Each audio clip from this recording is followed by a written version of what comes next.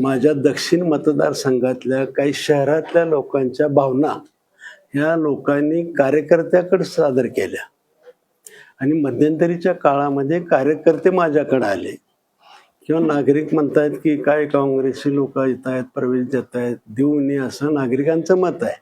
कार्यकर्ता हा नागरिकांचा आणि लोकप्रतिनिधींचा समन्वयक असतो आणि त्या कार्यकर्त्याने आल्यावर माझ्या कार्यालयामध्ये थोडासा हट्ट करून बसले की बाबा त्यांचा प्रवेश घ्यायचा नाही. मी म्हटलं माझ्या हातात नसतंय, ते प्रदेश ठरवत असतंय, आपल्याला विचारलं तर तुमच्या भावना कळवतो मी. आणि मग त्यांनी माझं कार्यालय सोडून आपलं जिल्हा कार्यालयात त्यांच्या भावना व्यक्त केल्या आणि त्या भावना मी माझ्या स्वतःवर माझ्या मतदारसंघाच्या कार्यकर्त्यांनी त्या भावना व्यक्त केल्यात आणि त्या भावना मी माझ्या पद्धतीनं माझ्या स्वतःवर घेतल्या. मी प्रदेशाला या सगळ्या गोष्टी सांगितल्या.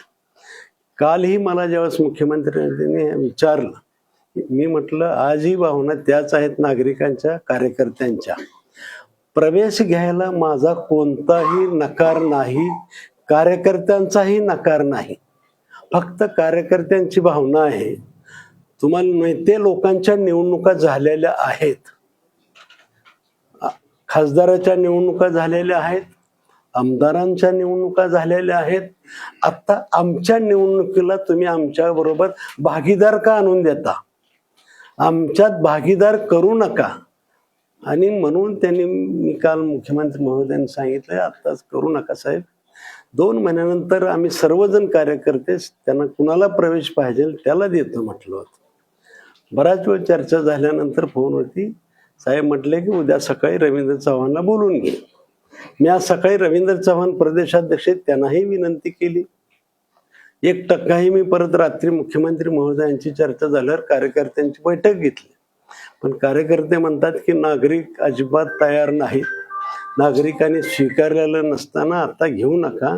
आणि परत तेच प्रश्न म्हणतायत कार्यकर्ते, आमच्यात भागीदारी तुम्ही आता कोणी देऊ नका, घ्यायचं तर तुमच्या वेळेस घ्या, लोकसभेला घ्या, विधानसभेला घ्या किंवा जिल्हा परिषद आणि महानगरपालिका झाल्यावर कुणालाही प्रवेश देणे त्या लोकांना आमचे काही म्हणणं नाही.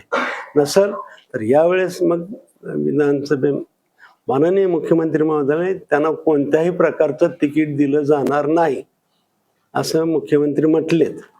मी तेही निरोप सांगितला प्रदेशाध्यक्षांना. प्रदेशाध्यक्षांनी सांगितलं की त्यांना कोणतंही तिकीट द्यायचं नाही. साहेबांनी त्यांच्याकडनं शब्द घेतलाय.